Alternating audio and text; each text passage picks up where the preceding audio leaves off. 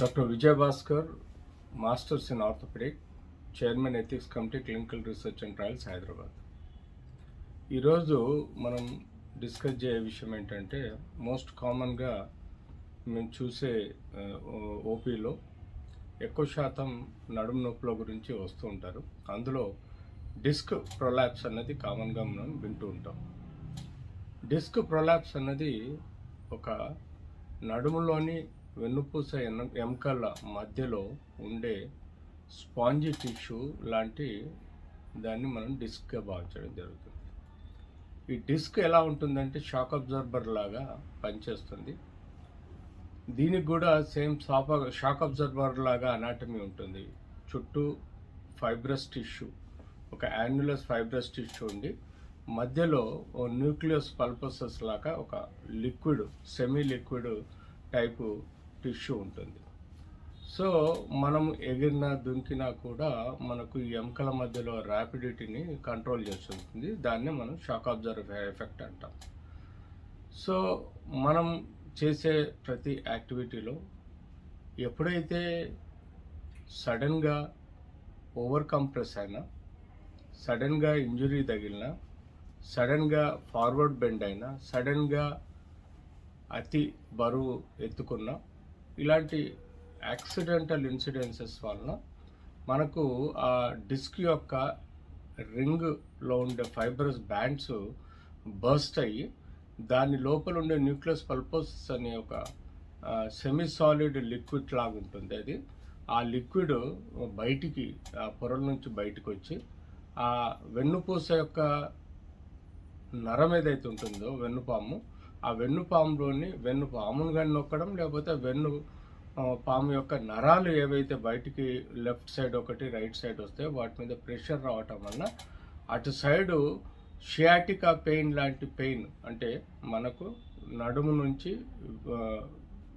Buttocks నుంచి వెనుక భాగంలో కాళ్ళు లోపలికి కింది వరకు నరం లాగడం, నొప్పి రావడం, తెమ్మిళ్ళు రావడం, పోను ఒత్తిడి పెరిగినప్పుడు ఆ కాల్లో వీక్నెస్ రావడం లాంటివి మనం చూస్తుంటాం. సో దీన్నే మనము డిస్క్ ప్రొలాప్స్ అంటాము నడుము నొప్పిలో. అలాగే షియాటికా కూడా అంటాం. ఇలాంటి ఎన్నో కారణాల వల్ల మనం ఈ యొక్క ఇష్యూ రైజ్ అవుతుంది. ఇప్పుడు నేను డెమో చేసే విషయం ఏంటంటే, మీకు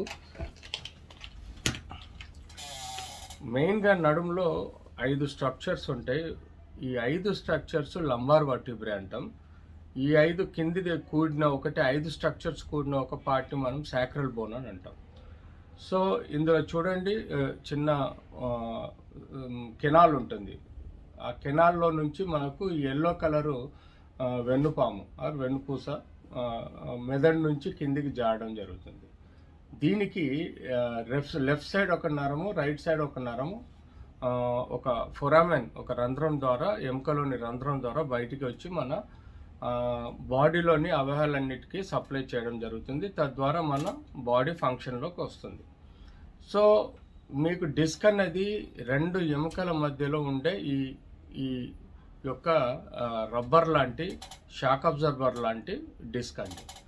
మనము ఎప్పుడైతే మోటార్ సైకిల్లో షాక్ అబ్జర్బర్ ఉంటుందో, ఆ షాక్ అబ్జర్బర్ ఆయిల్ సీల్ పగిలినప్పుడు ఆయిల్ ఎలా అయితే బయటకు వచ్చి ఆ షాక్ అబ్జర్బర్ని డ్యామేజ్ చేస్తుందో, అలాగే ఈ యొక్క ఆయిల్ సీల్ లాంటి ఫైబ్రస్ బ్యాండ్ ఏదైతే మీకు కనబడుతుందో, ఈ ఫైబ్రస్ బ్యాండ్ బస్ట్ అయిపోతుంది. వెనక సైడ్ ఎక్కువగా ప్రెషర్కు లోన్ అయిపోయి వెనక సైడ్ బస్ట్ అవుతుంది. ఫ్రంట్ సైడ్ వెరీ రేర్గా బస్ట్ అవుతుంది. సో వెనక సైడ్ ఎప్పుడైతే బస్ట్ అవుతాడో, వెనకాలో మనం 2 నరాలు బయటకు వస్తాయి. ఈ 2 నరాల్లో నొక్కపోయే ప్రమాదం ఉంటుంది, లేదంటే మధ్యలో ఉండే వెన్నుపామును కూడా నొక్కే ప్రమాదం ఉంటుంది. సో వెన్నుపూసను నొక్కినప్పుడు నడుము నొప్పి సివియారిటీ ఎక్కువగా ఉంటుంది. ప్లస్ 2 కాళ్ళల్లోకి నరాల తీపి వస్తుంది. అదే ఏదో ఒక నరం నొక్కినప్పుడు, ఆ లెఫ్ట్ కానీ రైట్ కానీ, అప్పుడు ఆ సైడు మనకు షియాటికా లాంటి పెయిన్ వచ్చేసి నరంలోకి కింది వరకు, పాదం వరకు కూడా నరం లాగడము, తిమ్మిర్లు రావడము, స్పర్శ తెలియకపోవడం, బరువు తగ్గడం, బలం తగ్గడం, ఆ తర్వాత మనకు క్రమేణా మూత్రము, టాయిలెట్ కంట్రోల్ రాకపోవడం, ఇట్లాంటి సమస్యలు మనకు ప్రాబ్లం వస్తుంది. దీన్నే డిస్క్ ప్రొలాప్స్ విత్ షియాటికా అంటాం. సో ఈ యొక్క డిస్క్ మనకు ఇప్పుడు చెప్పుకున్నట్టుగా ఎన్నో కారణాల వలన ఈ బస్ట్ అయ్యే ప్రమాదం ఉంటుంది. సో మనం యూజువల్గా నడుము నొప్పి అని వచ్చినప్పుడు ఆ వ్యక్తిని క్లినికల్గా ఎగ్జామిన్ చేసి క్లినికల్గా ఎగ్జామిన్ చేసిన తర్వాత ఆ యొక్క నడుము యొక్క ప్రెషర్ని, అంటే ఇప్పుడు ఫర్ ఎగ్జాంపుల్ క్లినికల్గా ఎగ్జామిన్ ఎందుకు చేయాలంటే ఈ బాడీలో ఉండే ఎన్నో నరాలకు ఏ నరం సంబంధించిన కంప్రెషన్ ఉంది, ఎట్లాంటి సమస్య ఉందని తెలుసుకోవడానికి క్లినికల్గా ఎగ్జామిన్ చేసి అసెస్ చేసుకోవాల్సిన అవసరం ఉంది. ఎంత మేరకు న్యూరలాజికల్ వీక్నెస్ ఉంది దాన్ని బట్టి కూడా అసెస్ చేసుకుంటే మనం అది మందులతోనా, బెడ్ రెస్ట్తోనా, ట్రాక్షన్తోనా, లేకపోతే ఆపరేషన్ అనేది మనకు ఒక క్లినికల్ డయాగ్నోసిస్ చేయడానికి పనికొస్తుంది. ఆ తర్వాత దీన్ని కన్ఫర్మ్ చేసుకోవడానికి మనం ఒక ఎక్స్రే తీసుకుంటాం. ఎక్స్రేలో ఈ ఎముక మధ్యలో ఉండే స్పేస్ తక్కువ అవుతుంది. దాన్ని మనం ఒక గెస్ చేయొచ్చు, కొంత ఈ డిస్క్ పగిలిపోయినట్టు.